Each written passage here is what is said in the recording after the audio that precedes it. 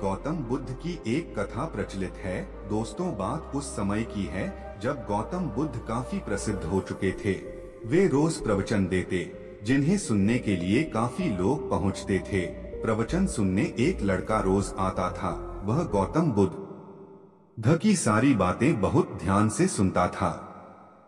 काफी दिनों तक प्रवचन सुनने के बाद एक दिन उस लड़के ने सोचा कि मैं प्रवचन तो रोज सुन रहा हूँ, लेकिन मेरे जीवन में कोई बदलाव नहीं आ रहा है। बुद्ध बातें तो अच्छी बताते हैं, लेकिन कुछ लाभ नहीं हो रहा है।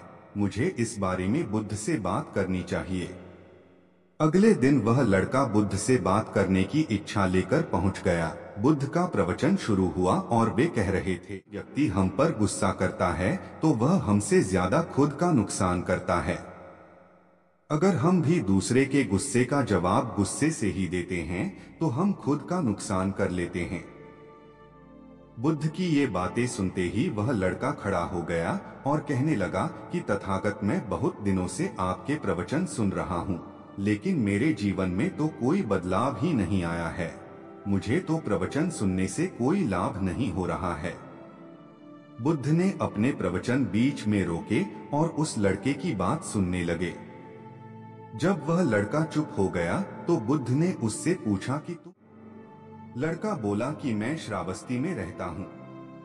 बुद्ध ने कहा कि श्रावस्ती से यहाँ तक की दूरी कितनी होगी और यहाँ आने में कितना समय लगता है। उस लड़के ने बुद्ध की बातों का उत्तर दिया तो बुद्ध ने फिर पूछा कि यहाँ आते कैसे हो। उसने बताया कि मैं कभी पैदल आता हूँ, कभी सवारी का कोई साधन मिल जाता है तो उससे आ जाता हूँ। बुद्ध ने फिर एक नया प्रश्न पूछ लिया कि क्या तुम यहाँ बैठे बैठे अपने घर पहुँच सकते हो। ये प्रश्न सुनकर वह लड़का और वहाँ बैठे सभी लोग हैरान हो गए। लड़के ने कहा कि ये कैसे संभव है, मैं बैठे बैठे कहीं और नहीं पहुँच सकता। इसके लिए तो मुझे ही चलकर जाना होगा। बुद्ध ने कहा कि तुम्हारी बातों में ही तुम्हारे प्रश्नों का उत्तर है।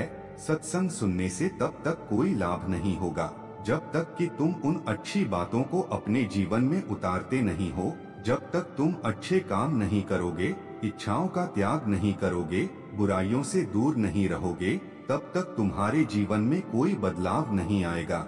सिर्फ प्रवचन सुनने से, यहाँ बैठने से जीवन में कोई बदलाव नहीं आएगा। बुद्ध ने आगे कहा कि अगर तुम कोई अच्छा करना चाहते हो तो उसके लिए तुम्हें प्रयास करना होंगे। विचार करने से काम नहीं होगा।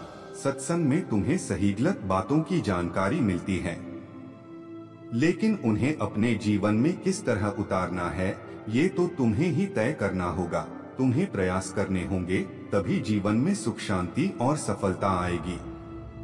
सत्संग करते रहने से हमारी बुद्धि पवित्र रहती है और हमारा मन गलत बातों से बचा रहता है। अगर हम सत्संग नहीं करेंगे तो हमारे विचार भटक सकते हैं। इसलिए अच्छी किताबें पढ़नी चाहिए, अच्छे लोगों की संगत में रहना चाहिए। गौतम बुद्ध की बातें आ गई और उसने ये सभी बातें अपने व्यवहार में उतारने का फैसला लिया। तो संगत का हमारे जीवन में काफी अधिक महत्व होता है।